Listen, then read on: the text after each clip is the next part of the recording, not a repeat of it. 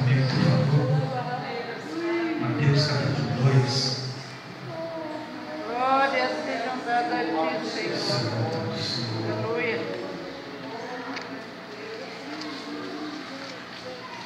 A paz do Senhor, amada igreja. Mateus capítulo 2. Do 1 ao 11, eu vou ler somente o 11 para os irmãos poderem se assentar. Os irmãos estão encontrando. Amém? Diz assim, Mateus capítulo 2, verso 11. Ao entrarem na casa, os reis magos viram um menino Jesus com Maria, sua mãe, e prostrando-se o adoraram. Então abriram seus tesouros e lhes deram presentes: ouro, incenso e mirra. Os irmãos podem se assentar, fiquem à vontade. Estou muito feliz com essa oportunidade de trazer a palavra do Senhor mais uma noite, mais uma reunião da igreja do Senhor, que se encontra reunida, louvando e agradecendo o nome dEle e recordando, celebrando, sendo alcançado por essa graça maravilhosa, que é a ceia do Senhor, em memória dEle. Esse texto, irmãos, diz a respeito de um texto muito conhecido, os irmãos sabem, de uma visita que o menino Jesus, o Senhor Jesus, logo após o nascimento, até os 2 anos de idade, isso ocorreu nesse período, nós não sabemos ao certo, e ele é visitado por pessoas ilustres, provavelmente astrônomos persas da região de hoje, que é a Arábia, estudiosos dos céus, dos movimentos do universo, e que identificaram na palavra uma profecia.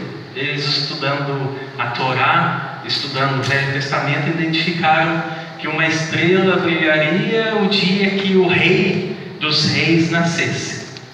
E esses homens é chamado convencionalmente de reis magos, ou seja, por serem pessoas de destaque e por serem estudiosos dessa doutrina persa. E eles chegam até onde está o Senhor Jesus, sendo caminhados, dirigidos por essa grande estrela. E quando eles chegam ao Senhor Jesus, eles ofertam presentes. E é sobre esses presentes que eu gostaria de falar com os irmãos essa noite. O seu significado, o que eles quiseram dizer com isso. Os presentes foram ouro, incenso e mirra. Daí que vem a tradição de que eram 3 reis magos, por serem 3 presentes, mas a palavra do Senhor não menciona, então podia ser mais pessoas que carregavam 3 presentes. Nós vemos pela palavra do Senhor e pela cultura judaica que esses presentes eram comumente dados, trocados na nação israelita e tinham um significado muito importante. Era algo conhecido do povo daquela época. O ouro representava a realeza.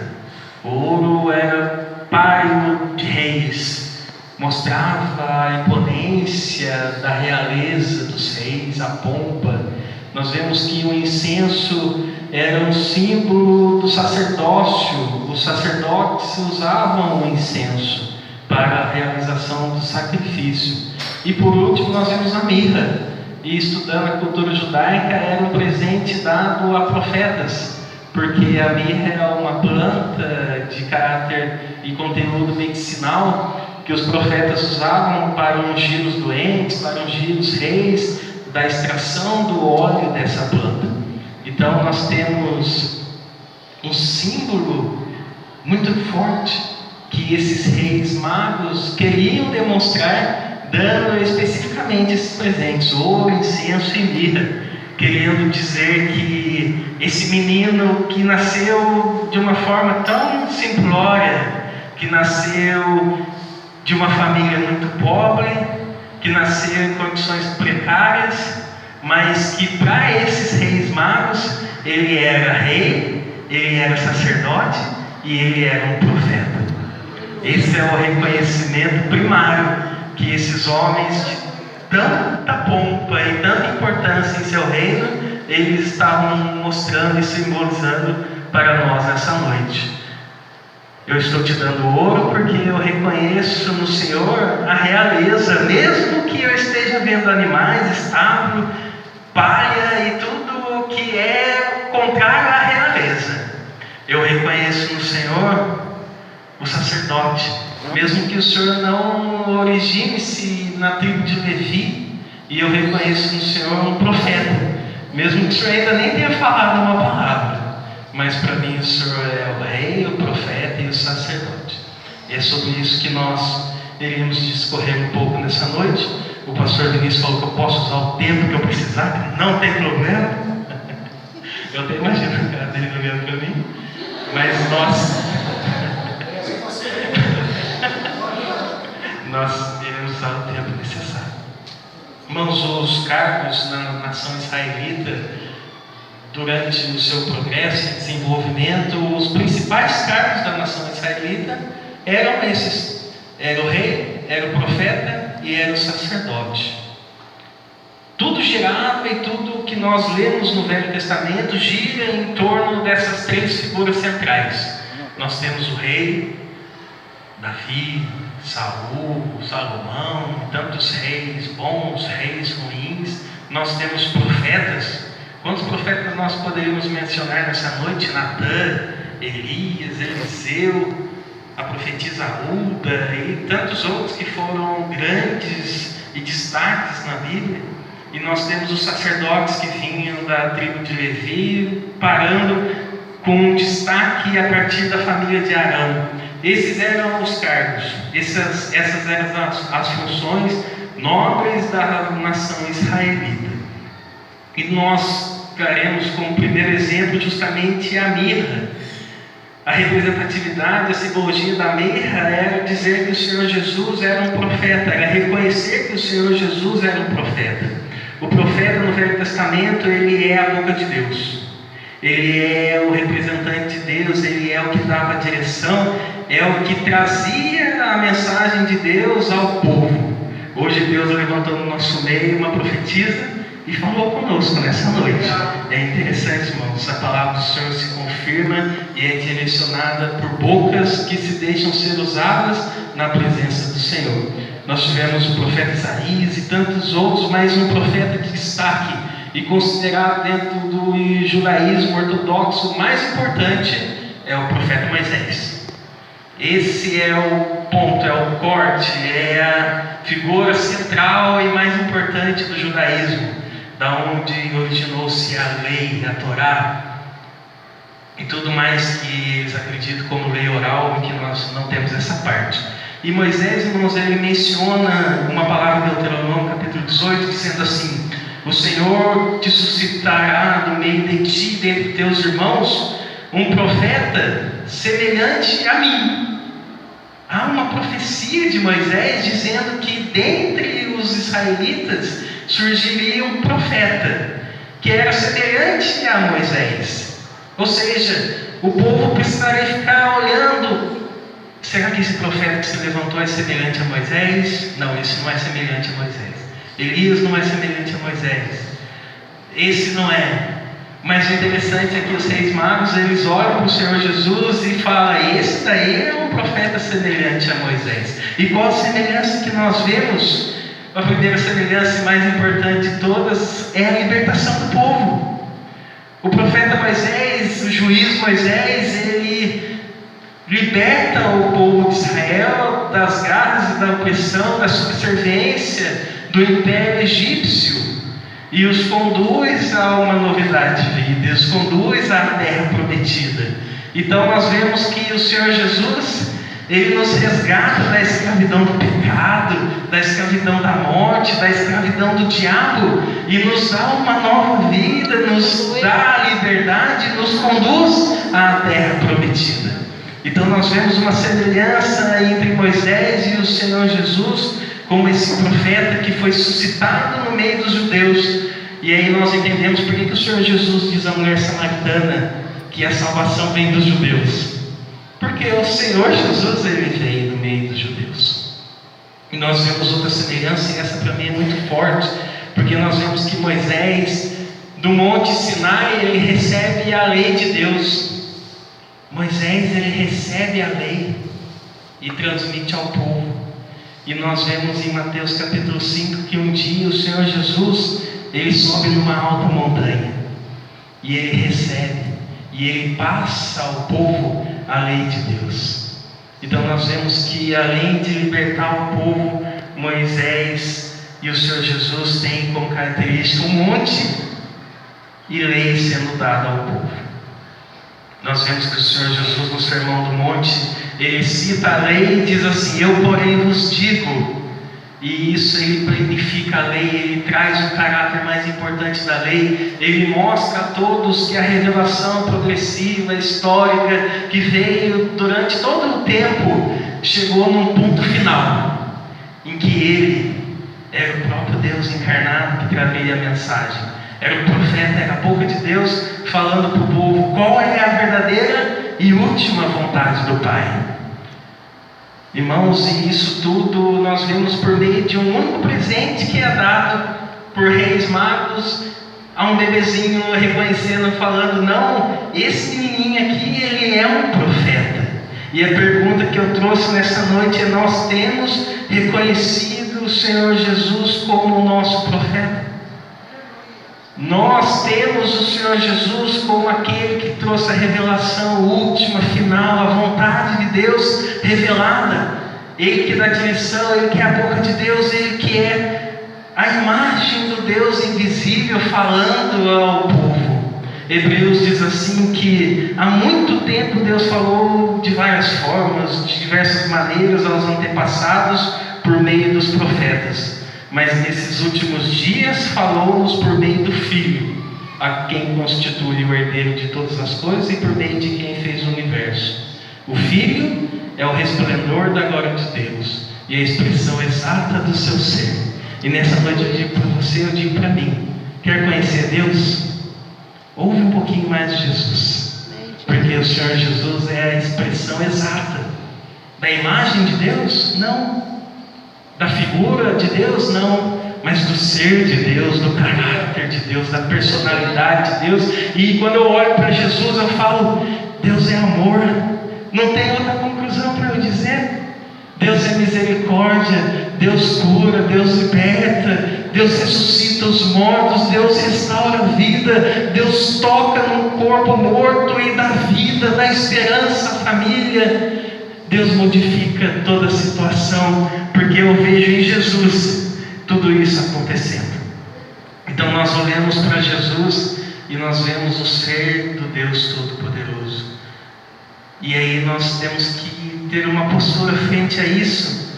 Nós temos ouvido ao nosso Deus, ao nosso profeta, o Senhor Jesus, aquele que trouxe a mensagem, ou nós temos ouvido a outras pessoas? Quem que é a nossa revelação última? Quem que é a palavra final e que bate o martelo e fala: essa é a vontade de Deus?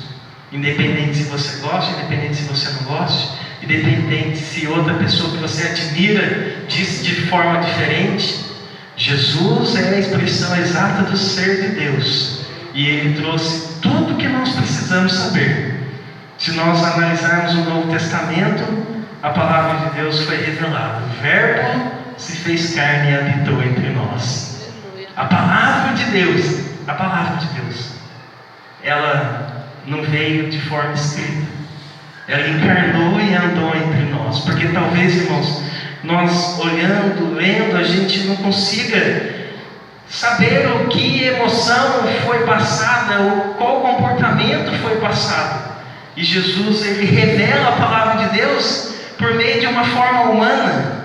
Então eu não posso apenas ler o que Jesus falou. Eu preciso ver como Jesus se comportou. Eu preciso ver como que Ele estendeu a mão ao necessitado. Como que Ele, diante de uma adúltera, Ele falou: quem tem pecado atire a primeira pedra, e acolheu aquela mulher. E através das palavras e das atitudes de Jesus, eu reconheço qual é a necessidade, eu reconheço qual é a minha função, porque eu vejo nele o exemplo, eu vejo nele o caráter, eu vejo nele a graça de Deus sendo derramada. E isso foi reconhecido por meio dos profetas, e o próprio Senhor Jesus, ele diz que ele é maior do que Jonas, ele é o profeta maior. O povo reconheceu, dizendo que o sinal que o Senhor Jesus fez eles terem testemunho de que verdadeiramente o profeta que havia de vir ao mundo estava entre eles. Que nós possamos ter esse olhar, nós possamos ter esse reconhecimento que a boca de Deus, a vontade de Deus, a palavra de Deus, ela foi revelada por meio do nosso profeta, o Senhor Jesus. Nós possamos ter isso firme no nosso coração. Um dia no Monte da Transfiguração apareceu Moisés, apareceu Elias. O Senhor Jesus no meio, Moisés e Elias conversando. E Pedro logo: vou fazer 3 cabanas para vocês ficarem aqui, todos se acomodarem. E veio uma luz forte e uma voz do céu dizendo: este Jesus é o meu Filho amado, a Ele ouvi. Irmãos, isso é tão grande porque Jesus é o ponto de convergência entre a lei e os profetas, e Ele é a manifestação final e última da vontade do Deus Todo-Poderoso. Tudo convergiu para uma pessoa, Jesus. E nós somos tão agraciados, como Jesus diz aos discípulos: quantos profetas, quantos reis, quantas pessoas queriam ter visto esse momento, e vocês foram agraciados. Hoje nós temos a revelação da palavra de Deus, e talvez nós ouçamos uma terceira pessoa que ocupa uma posição de destaque. Talvez nós ouçamos um líder máximo religioso que diz contra as palavras da Bíblia. E eu quero convidar você nessa noite, assim como eu me convido: ouçamos o Senhor Jesus como a nossa revelação fiel da palavra de Deus. Um outro presente que foi dado foi o ouro. E o ouro, como eu já disse aos irmãos, simboliza, representa a realeza, a pompa. E quando os magos fizeram isso, eles estavam dizendo que Jesus era o rei, era o governante, era o que estabeleceria o reino, aquele que representa o reino de Deus. E isso tudo, mas eu fico imaginando que eles reconhecem através de um menino no estábulo, um menino nascido de uma família pobre. E quantas das vezes nós temos toda a revelação, o mundo tem a revelação da palavra de Deus, e não consegue olhar para Jesus e já curvar as pernas e falar: o Senhor é o rei da minha vida, o Senhor é o meu Senhor, é o dono da minha existência.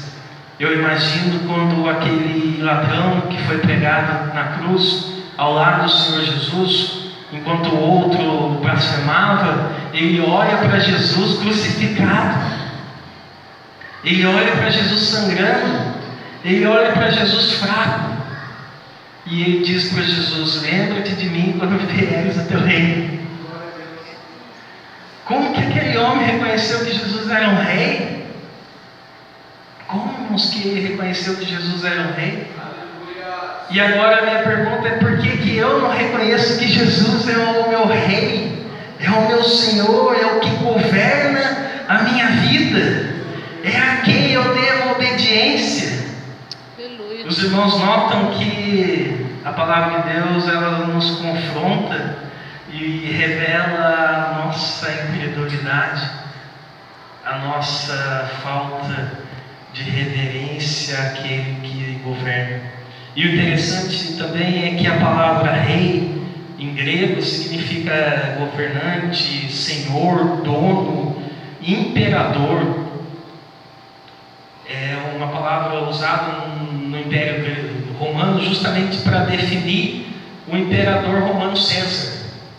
Então os irmãos vão entender por que deu tanto problema para Jesus, para a igreja primitiva, falar que Jesus era o rei.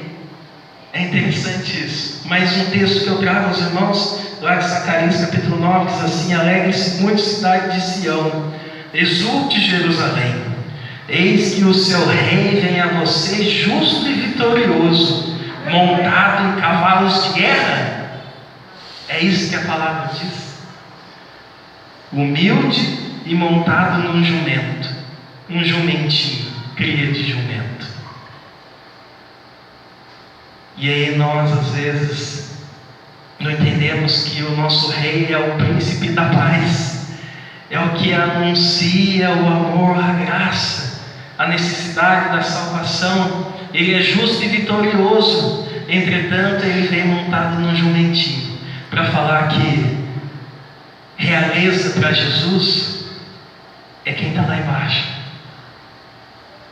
é a humildade, é o coração quebrantado, é a necessidade de ser humilde de espírito, é a pobreza da alma que diante da glória de Deus reconhece que precisa dele, que não é nada sem ele, que todo o poder pertence a ele, e que se hoje nós somos salvos foi por causa da vontade dele, do amor dele, da graça dele, que foi o favor merecido derramado sobre cada um de nós. E como eu fico feliz de olhar para cada rostinho e falar: Deus derramou graça sobre a vida da irmã, Deus derramou graça sobre a vida do Abraão, Deus derramou graça sobre a vida da minha esposa, Deus alcançou os meus irmãos, que maravilha! E hoje nós somos salvos e nós temos comunhão, e não termina aqui. Eu espero encontrar todos no céu e eu também estar lá. A palavra do Senhor nos ensina que um cego que não podia ver, que tinha toda a dificuldade do mundo, ele ouve que Jesus está passando e ele grita: Jesus, filho de Davi. O que ele estava dizendo com isso? Jesus, meu rei. Porque filho de Davi é uma designação profética que o rei descenderia da família de Davi. Irmãos, um cego que tinha uma deficiência física, que tinha uma necessidade especial, e o Senhor Jesus novamente vem, dá uma bofetada no meu rosto e diz: os humildes, os pobres, os marginalizados, ele reconhece que eu sou o rei, e nós temos reconhecido que ele é o nosso rei.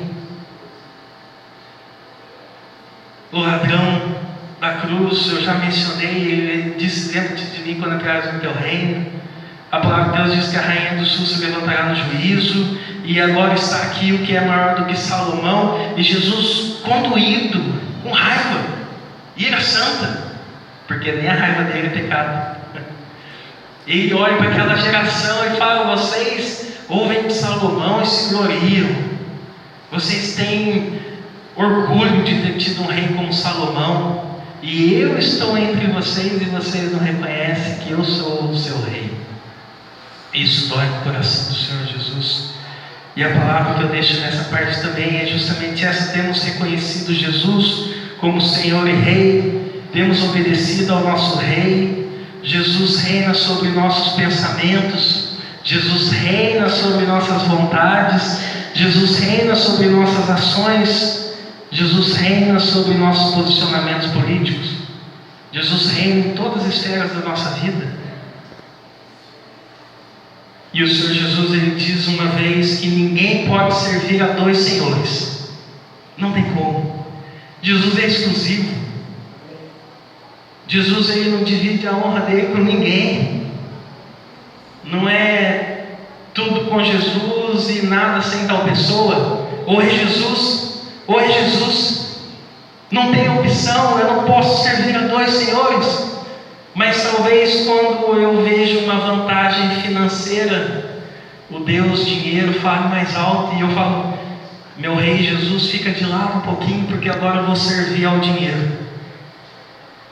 E o Senhor Jesus está falando essa noite: não tem como servir a dois senhores. Aí nós lembramos do exemplo de Daniel, dos seus amigos que foram lançados na cova dos leões.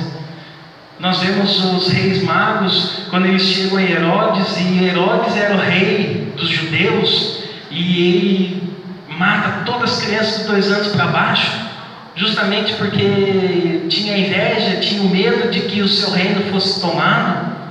Nós vemos Jesus contra o imperador romano, na pessoa do seu governante Pilatos, e ele diz que ele é o rei, e ele é morto por causa disso, porque os judeus ardilosamente falam assim. Ele diz que é o rei, então ele se levantou contra o rei César, E é por causa disso que ele é morto, porque Pilatos quer ficar bem com César, quer ficar bem com o povo judeu. Então, irmãos, nós termos um rei na nossa vida, um Senhor, pode ter certeza, nos trará aflições, nos trará dificuldade. Se nós temos servido a um Senhor apenas, nós teremos muita provação, nós teremos muita perseguição, porque o mundo jaz no maligno, e eu me prontifico a obedecer ao meu Senhor, ao meu Rei, única e exclusivamente. E isso me traz dificuldade, isso me traz luta, isso me traz pessoas que se afastam. A igreja primitiva foi severamente perseguida por causa que ela dizia que Jesus era o rei. E aí todos falavam, mas nós temos um rei que é o imperador romano. E por causa disso a igreja foi massacrada pelos romanos. Mas diante daquele coliseu com leões famintos, e eles renunciam ao seu rei, senão eu vou soltar os leões e vocês morrerão. Eles olhavam e falavam, Jesus é o meu rei, Jesus é o meu único Senhor, eu morrerei alegando, Jesus é o meu rei. E eles eram devorados, e os filhos eram devorados. E hoje nós somos tentados por pequenas coisas. Eu não tenho uma espada na garganta da minha filha, dizendo para eu renunciar ao meu rei, Jesus, senão ela será degolada. E mesmo assim, muitas das vezes eu olho para o lado e falo, Rei Jesus, espera um pouquinho, que eu tenho um outro rei aqui para atender. O rei da cobiça, o rei do adultério, o rei da mentira. E eu fico imaginando que igreja que o Senhor Jesus olha e vê, eu perdi tantos filhinhos degolados, queimados em postes, mortos por leões, e o meu filhinho Carlos não aguentou a dor de sofrer uma injúria, uma agressão, para me servir e deixar de mentir. E o Senhor Jesus está falando nessa noite, não é possível servir a dois senhores, ou é Ele, ou é Ele. E a palavra do Senhor nos diz assim, por isso Deus o exaltou à mais alta posição, Ele deu o nome que está acima de todo nome, para que ao nome de Jesus se dobre todo joelho, no céu, na terra e debaixo da terra, e toda língua confesse que Jesus Cristo é o Rei, é o Senhor, é o governante, é o dono da minha vida. Irmãos, é interessante que Paulo diz que isso é uma coisa que vai acontecer. Todo joelho um dia vai se dobrar diante de Jesus. E aí eu fico imaginando, ou eu me dobro hoje e digo Jesus Cristo é o Senhor, ou quando eu passar para a glória, quando eu passar para a vida após a morte, e eu morrer sem Jesus, e eu morrer sem a santificação, e eu morrer fora da graça, o meu joelho vai se dobrar perante Ele. Só que como que Ele vai se dobrar? Será que meus joelhos serão quebrados?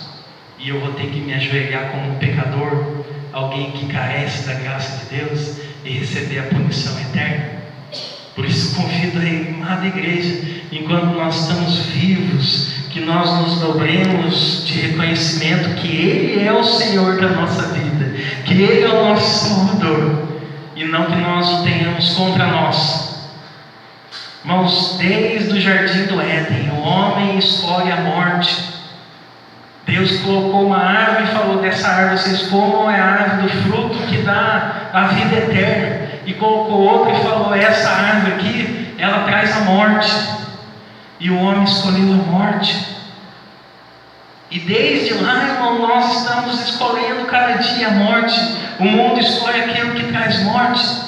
E hoje o Senhor Jesus está convidando a igreja, falando, coma da árvore da vida, coma daquilo que traz vida, que traz alegria, que traz saúde, que traz vida eterna, porque a palavra de Deus diz que a obediência traz frutos que dão a santificação e que dão a vida eterna.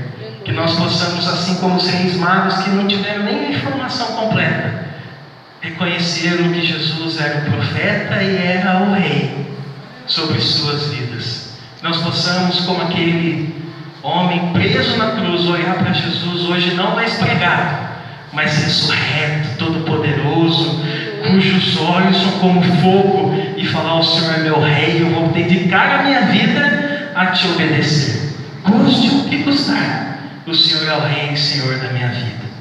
E por fim, para nós terminarmos, há um incenso, e aqui o incenso, como eu já mencionei, traz a simbologia, o tipo, o arquétipo do sacerdote. E por isso que eu deixei por último, porque os irmãos viram que a palavra nos confrontou quando nós vimos Jesus como profeta, a palavra nos confrontou quando nós vimos o Senhor Jesus como rei, e agora, como diz o ditado, belisca e assopra, eu vou trazer o nosso Senhor Jesus como sacerdote. O sacerdote representava no antigo Israel o perdão de pecados, a mediação entre Deus e os homens.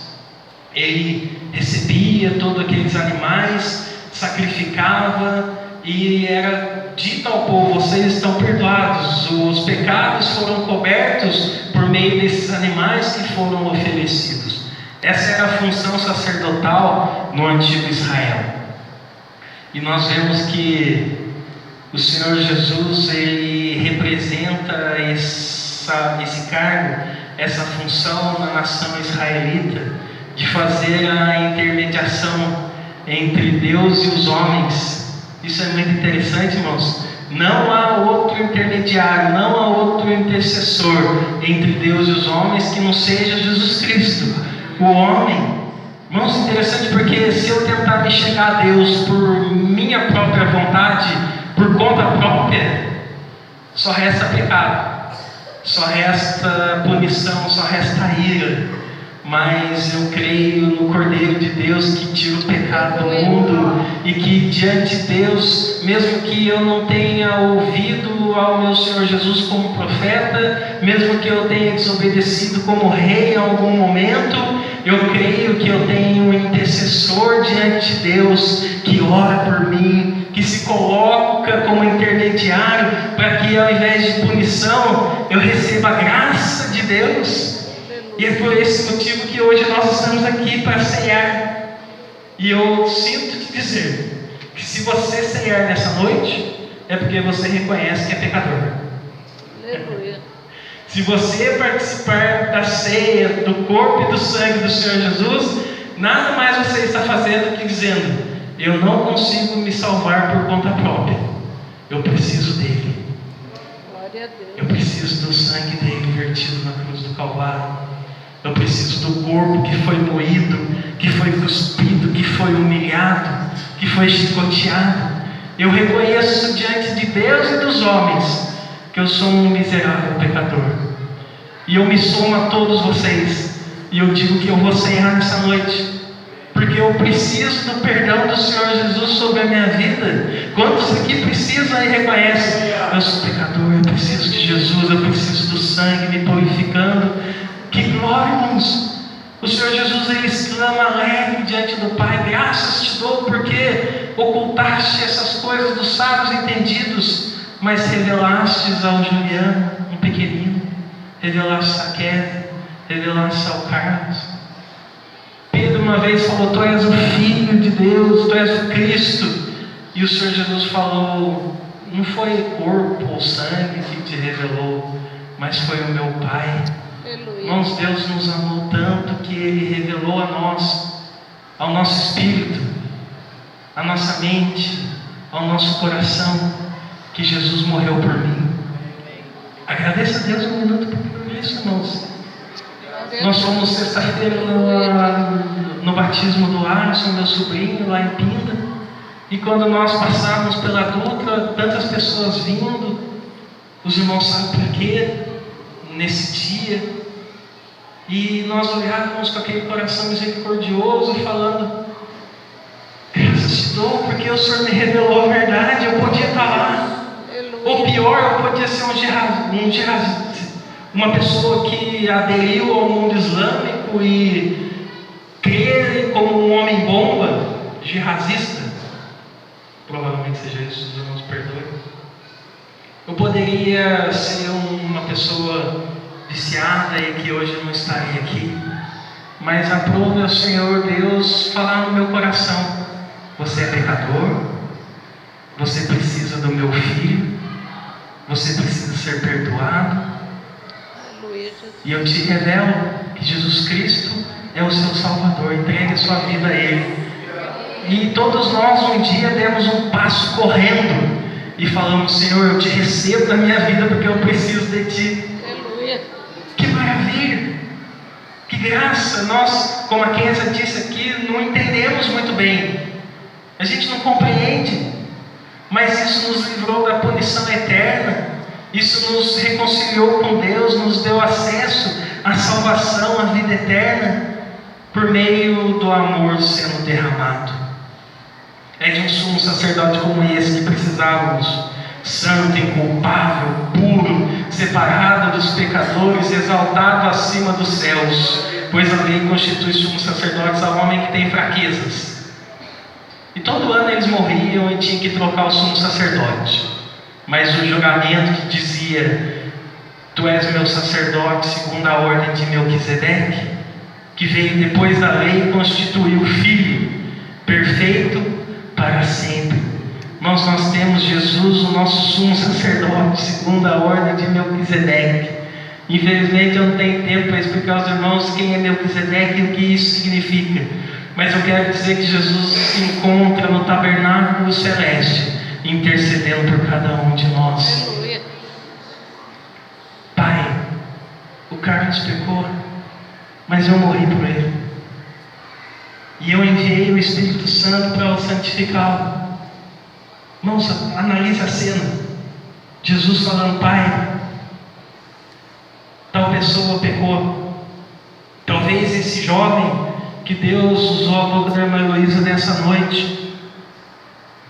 E Jesus está falando: Pai, ele pecou feio. Está difícil, eu entendo o Senhor, porque o Senhor é amor e no amor está compreendida a justiça. Mas eu morri por ele, Pai. Eu morri por esse filhinho. E nesse dia eu estou intercedendo em favor dele. Não executa a tua justiça ainda. Eu enviei o teu Espírito à vida dele e eu tenho certeza que ele será santificado. Eu tenho certeza que o Carlos se arrependerá. Eu tenho certeza que tal irmão se arrependerá. E o meu sangue irá cobrir todo o pecado, irá tirar o pecado dessa vida. Nessa noite eu estou falando. Eu, Jesus, estou falando com a igreja, dizendo: examine-se o homem, pois a si mesmo. Eu estou fazendo lembrar daquele pecado, daquela transgressão. Mas eu tenho certeza que depois dele se examinar, ele irá participar do corpo e do sangue que foi vertido na cruz do Calvário. Ele receberá o perdão, a santificação, a purificação, e a partir daqui será novidade de vida. Amém, Jesus. Irmãos, é um sumo sacerdote como esse que nós precisávamos. O nosso Senhor Jesus, Aleluia. que é o nosso Rei, que é o nosso profeta, mas que é o nosso sacerdote. E tem misericórdia de nós. E para terminar, eu gostaria de dizer para os irmãos 1 João capítulo 2, dizendo assim: Meus filhinhos, escrevo-lhes estas coisas para que vocês não pequem. E aqui eu parafraseio com todo respeito e reverência: Igreja Brasil para Cristo, eu te digo essas coisas, que Jesus é o Rei, é o profeta que deve ser obedecido, ouvido, para que vocês não pequem. Obedeçam ao vosso Rei. Entretanto, se vocês pecarem, lembre que vocês, Igreja do Brasil para Cristo, têm um sumo sacerdote junto do Pai. Lembre-se nessa noite, que isso não saia da nossa mente. Jesus está ao lado do Pai, advogando a minha causa, me defendendo com todo amor, paciência. Talvez se fosse só Deus, e aqui é uma expressão puramente humana, porque Deus e Jesus é uma combinação perfeita, ele já tinha me eliminado faz tempo, mas Jesus está lá, intercedendo em meu favor. Irmãos, quanto gostaria de ter um advogado aqui que ficasse o dia inteiro correndo atrás da sua causa? E é bom demais, não é verdade? Um advogado atencioso, Essa mulher, essa viúva, muitas vezes foi do juiz e talvez ela não tinha um advogado.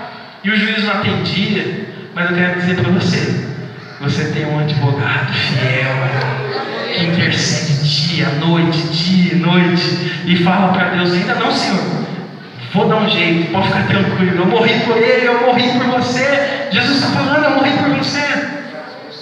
Então, participemos da ceia do Senhor e reconheçamos o nosso Senhor como nosso profeta. Ouçamos Ele.